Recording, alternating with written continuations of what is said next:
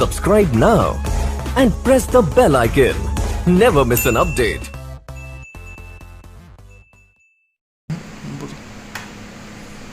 नमस्कार, मैं हूं आपके साथ नेहा गरोग और आप देख रहे हैं प्रेस वार्ता एक नज़र की स्पेशल रिपोर्ट। आज स्पेशल रिपोर्ट में मेरे साथ मौजूद हैं गुरभेज सिंह ढिल्लों जी। आज हम बात करने वाले हैं चंद्र ग्रहण के बारे में। एक बहुत प्रसिद्ध ज्योतिष आचार्य हैं जो आज हमें चंद्र ग्रहण को लेकर सारे डाउट क्लियर करने वाले हैं, क्योंकि ये 2020 का तीसरा ग्रहण होगा और एक ही महीने के अंदर 3 ग्रहण का आना कहां तक शुभ है। आज हम उनसे जानेंगे, इस बारे में खास चर्चा करेंगे, क्योंकि चंद्र ग्रहण को लेकर लोगों के अंदर काफ़ी डाउट्स हैं। आज वो सारे डाउट इनसे क्लियर करेंगे। तो सबसे पहले हम इनका स्वागत करते हैं हमारे चैनल में। सर, आपका बहुत बहुत स्वागत है हमारे चैनल में। नमस्कार। तो सर, सबसे पहले हमें ये बताइए कि क्योंकि लोगों को बहुत ज़्यादा डाउट है कि चंद्र ग्रहण कहाँ दिखाई देगा और कहाँ नहीं दिखाई देगा और इसका टाइमिंग क्या रहेगा। सबसे पहले तो मैं बताना चाहूँगा कि जो यहाँ पे चंद्र ग्रहण लग रहा है उसका भारत में नहीं लगेगा। भारत में उपछाया चंद्र ग्रहण है, जिसकी यहाँ पर छाई दिखेगी, जहाँ छाया के रूप में दिखेगा। जो पूर्ण ग्रहण है, जो कहीं आधा कहीं ज़्यादा अमेरिका में, ऑस्ट्रेलिया में और यूरोप के देशों में दिखेगा। हमारे उपछाया चंद्र ग्रहण है और जो नेगेटिव प्रभाव पड़ेगा वो भी उन देशों में ज़्यादा पड़ेगा जहाँ पे ये दिखाई देगा। हमारे देश में उसका नहीं प्रभाव नहीं पड़ेगा। सर, इसका टाइमिंग क्या रहेगा भारत के अंदर और बाहर वाले देशों में। हमारे देश में सुबह 8:38 पे शुरू होगा और 11:21 तक रहेगा। तो बाहर में जैसे जैसे सूर्य कहीं चंद्रमा कम ज़्यादा कोई 10 मिनट पहले लग जाएगा, कहीं 15 मिनट बाद में, अलग अलग जो भी धरती की चंद्रमा की दूरी के हिसाब से है 10-15 मिनट का फर्क रहेगा इसमें। सर, साल के अंदर 3 ग्रहण लग चुके हैं, अभी तीसरा ग्रहण लगने जा रहा है। इससे पहले भी 2 ग्रहण लगे हैं। लोगों को मन के अंदर बहुत शंका, यानी कि क्या ये तीनों ग्रहण का लगना कहीं ना कहीं जनता के लिए भारी तो नहीं है। वैसे तो ये चंद्र ग्रहण जो लगना है इसका ज़्यादा हमारे देश के ऊपर असर नहीं पड़ेगा, नेगेटिव असर नहीं पड़ेगा। लेकिन 1 महीने के अंदर 3 लगना ये शुभ नहीं है। वैसे तो इसमें सूतक का भी कोई वहम नहीं करने की जरूरत, ना ही सूतक का उपाय करने के सूतक नहीं बनता। लेकिन फिर भी हम कहते हैं कि जैसे प्रेग्नेंट लेडीज है उसको फिर भी कटी फटी चीज़ें, नुकीली चीज़ों से बचना चाहिए। हाँ, इसमें हम कई लोग पूछते हैं कि हमें कल भी फ़ोन आ रहे थे कि इसमें खाना खाना चाहिए या नहीं खाना चाहिए, खाना बढ़ाना चाहिए या नहीं बढ़ाना चाहिए। इसमें आप खाना खा भी सकते हैं, बढ़ा भी सकते हैं, लेकिन प्रेग्नेंट लेडी को थोड़ा ध्यान रखने की जरूरत है। बाकी लग रहे हैं, जब 3 चौथा 10 जनवरी को भी लगा था, उस हिसाब से 2020 में तो चौथा है, लेकिन 1 महीने के अंदर 3 लगना कुछ नहीं है। और इसकी शुरुआत भी आप देखिए, जैसे 10 जनवरी में पहला ग्रहण लगा था, तो कोरोना जैसी महामारी की तब के बाद शुरू होगी, भारत में आएगी। लेकिन जो अब लगने जा रहा है इसके बाद इसका लगभग 40 दिनों के बाद आपको कोई रिजल्ट दिखाई देगा। ये बीमारी जो लगनी कम होगी, अब वाले से कम होगी। जो इस बार का चंद्र ग्रहण है किन राशियों पर भारी है, किन राशियों के लिए शुभ और किन राशियों के लिए ये अशुभ होगा। ये चंद्र ग्रहण मेष राशि, सिंह राशि, कन्या राशि, धनु राशि और कुंभ राशि के लिए बहुत बढ़िया है। इनके तो जो किसी को जॉब नहीं मिल रही थी उसके चांस बनेंगे, किसी का कारोबार रुका हुआ था वो बनने लगेगा, या कोई मान लो डील करवा रहा था, आगे रास्ता नहीं मिल रहा था, रिस्पॉन्स नहीं मिल रहा था, उनको मिलने लग जाएगा।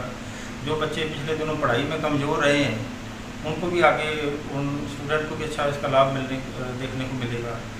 और बाकी राशियों को थोड़े उपाय करने चाहिए, वो उपाय करेंगे तो उनको सही होगा, नहीं तो हम तो यही कहते हैं कि सबको उपाय करने चाहिए।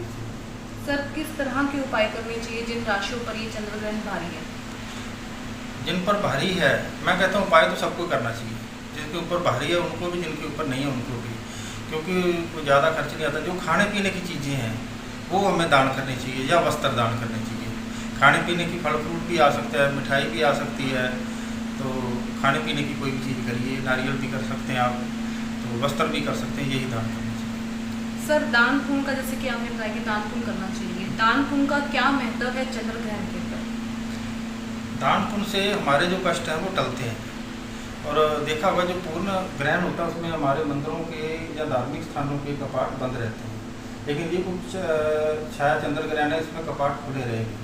इसमें इसीलिए कहा जाता है कि पाठ पूजा करें। जो भी इसमें अच्छे उस समय किया जाता है उसका रिजल्ट ज़्यादा आता है।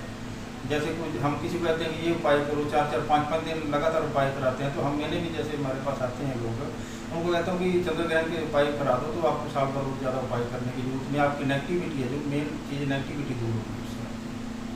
सर, चंद्र ग्रहण के अंदर किन किन चीज़ों का ध्यान रखना चाहिए हर एक आदमी को।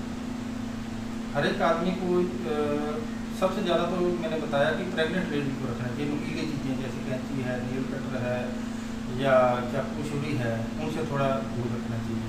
बाकी जो आम आदमी हैं उनको कोई ऐसी बात नहीं है, वो इसमें करें या ना करें, क्योंकि हमारे पूर्ण ग्रहण तो लग नहीं रहा, छाया चंद्र ग्रहण में इसका कोई वहम नहीं है, सूतक का भी वहम नहीं है। सर एक चीज़ और बताइए कि जो ये ग्रहण लग रहा है इसका असर कब तक रहेगा, पूरा साल रहेगा या कुछ वक्त तक के लिए रहेगा? क्योंकि लोग इस वक्त डरे हुए हैं, क्योंकि कोरोना महामारी जिस तरह से फैल रही है उनके मन में एक ही भय रह है कि जैसे ही चंद्र ग्रहण लगता है या कोई सूर्य ग्रहण लगता है, लोगों के मन में आशंकाएं आ जाती हैं कि ये कितने वक्त तक इसका असर रह सकता है। इसका असर तो देखिए आपको 1-1.5 महीने में नज़र आने लगेगा, लेकिन ये अच्छा शुभ संकेत लेके आएगा। जो 1 महीने का संयोग है उसी से पहले ही अनुमान लग रहा था। आपने कुछ कैलेंडर भी देखे होंगे, दिवाली के टाइम कुछ हफ्ते हैं पहले ही लिखा जाता था कि अब देश में जैसे राहु की दशा चल रही है, कौन से बॉर्डर पे चाइना के बॉर्डर पे तनाव दिख रहा है, कभी नेपाल पे, कभी पाकिस्तान वाले पे, कोरोना जैसी महामारियाँ भी फैली हुई हैं। और जो हमारे बुद्धिजीवी लोग हैं पुराने, जो जिनसे मैं मेरे गुरु जी हैं वीरेंद्र गोस्वामी जी, तो उनसे मेरी डिस्कस हुई तो सारा यही कहते हैं कि ऐसा जो 3 चंद्र ग्रहण लगने हैं बहुत सालों बाद लगे हैं। एक बार तो सन 1960-61 के आसपास लगे थे, तभी अपने देश में जैसे युद्ध जैसे हालात बने थे, और महाभारत के टाइम पे भी लगे थे। इसलिए शुभ तो नहीं है, और इसका असर भी आपको देख रहे हैं। 10 जनवरी के बाद दिन दिन बढ़ रहे हैं। ऐसा मैंने कभी भी इतिहास में नहीं देखा, ना सुना, ना पढ़ा कि पूरी दुनिया के धार्मिक स्थान बंद हो गए हैं। आपने भी नहीं देखा होगा कभी। जैसे गुरुद्वारा है, मंदिर है, मस्जिद है, तो कष्टपूर्ण तो रहे ही हैं। पूरा देश दुनिया का चक्का जाम होना, बसें बंद, ट्रेनें बंद, ऐसा आपने भी कभी नहीं सुना होगा। तो परेशानियाँ तो हैं और दिख रही हैं, लेकिन अब आपको 1.5 महीने के बाद इस पर थोड़ा पॉजिटिव रिस्पॉन्स दिखने लगेगा। सर चंद्र ग्रहण से बचने के लिए कोई गुरु मंत्र दर्शकों के लिए? वो अलग अलग है।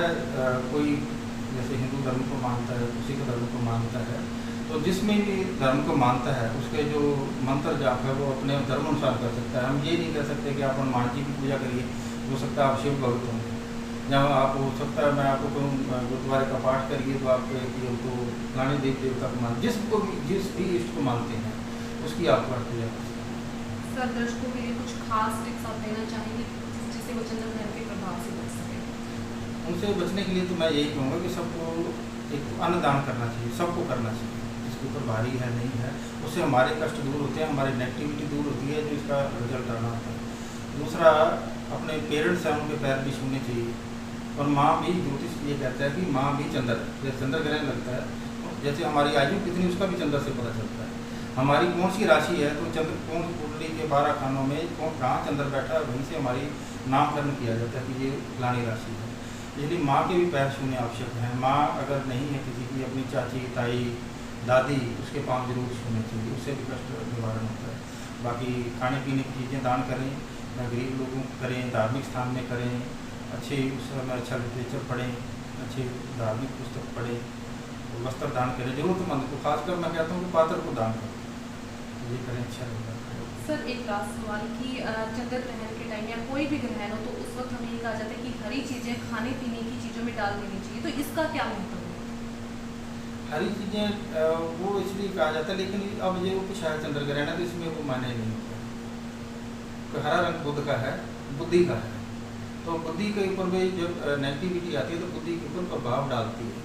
जैसे अब मैंने कहा कि धनु राशि बहुत अच्छी है, क्योंकि ये जो चंद्र ग्रहण लग रहा है ये धनु राशि में ही लग रहा है, और खासकर जो धनु राशि के लोग हैं उनके तो सबसे ज़्यादा रिस्पॉन्स मिलेगा। उनके देखेंगे तो ये देखा जाता है बुद्धि का है, हरा रंग बुध का है, उससे जोड़ कर देखा जाता है।